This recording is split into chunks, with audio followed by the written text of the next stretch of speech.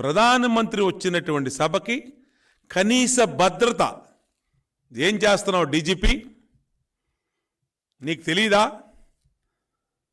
పిఎంకి వచ్చినప్పుడు, పిఎం సభకు వచ్చినప్పుడు ఏ విధంగా భద్రత కల్పించాలి, ఏ విధంగా ట్రాఫిక్ని మెయింటైన్ చేయాలి, ఏ విధంగా సభా ప్రాంగణంలో పోలీస్ ఫోర్స్ నుంచి సభ సజావుగా ఏ సమస్య లేకుండా రావాలని జరగాలని ఆ మాత్రం తెలీదా?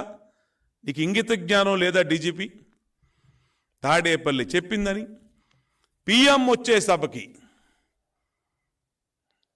మోస్ట్ వివిఐపి వచ్చే సభని ఇవాళ భ్రష్టు పట్టించినటువంటి పోలీస్ వ్యవస్థ ఉందంటే, ఆఖరికి పిఎం గారు లెగిసి మైక్లో పోలీసుల్ని హెచ్చరిక జారీ చేశాడంటే తల దించుకోవాలి ఈ రాష్ట్ర ప్రభుత్వం, ఈ రాష్ట్రంలోని కొంతమంది పోలీస్ అధికారులు.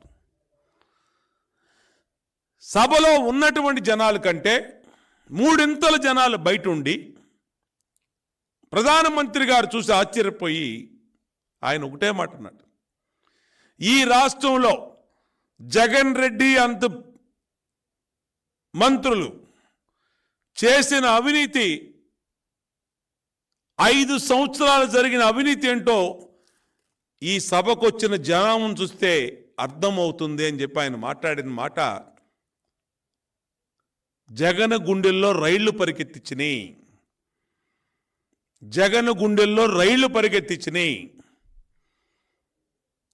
నువ్వు నీ అవినీతిని, నీ 5 సంవత్సరాల అవినీతిని, ప్రతి అంశాన్ని కేంద్రం గమనిస్తుంది, కేంద్రం పసిగట్టింది.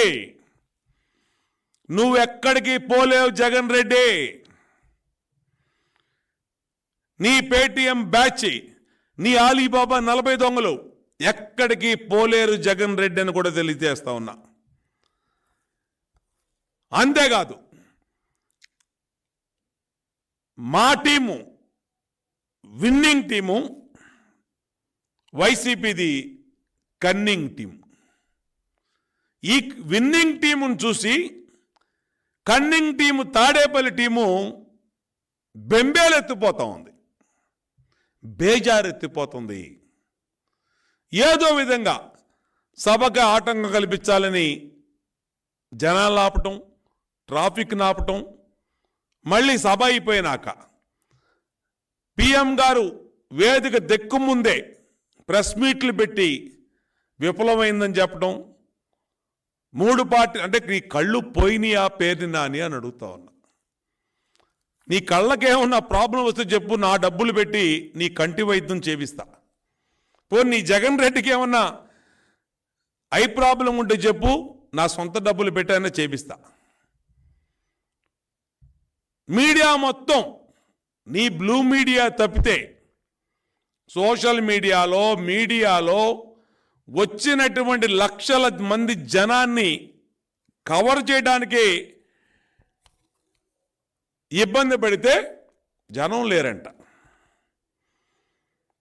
తాడేపల్లికి కోతవేటు దూరంలో ఉన్నటువంటి ఎయిమ్స్ హాస్పిటల్ తెలుగుదేశం ఉన్నప్పుడు చంద్రబాబు నాయుడు గారు 10 సార్లు ప్రధానమంత్రి గారిని ఒప్పించి ఎయిమ్స్ తీసుకొచ్చి మొదలు పెడితే కృష్ణానది ఒడ్డున పక్కనున్న ఎయిమ్స్కి నీరివ్వలేనటువంటి చవట సన్నాసులు, దద్దమ్మలు ఈ వైసీపీ నాయకులు, వైసీపీ ప్రభుత్వం నీరివ్వల.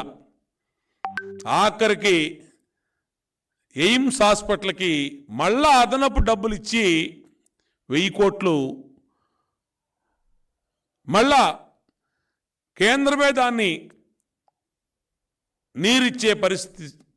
నీరు తీసుకొచ్చే పరిస్థితి ఇచ్చిందంటే సిగ్గుతో తల వంచుకోవాలి జగన్ రెడ్డి.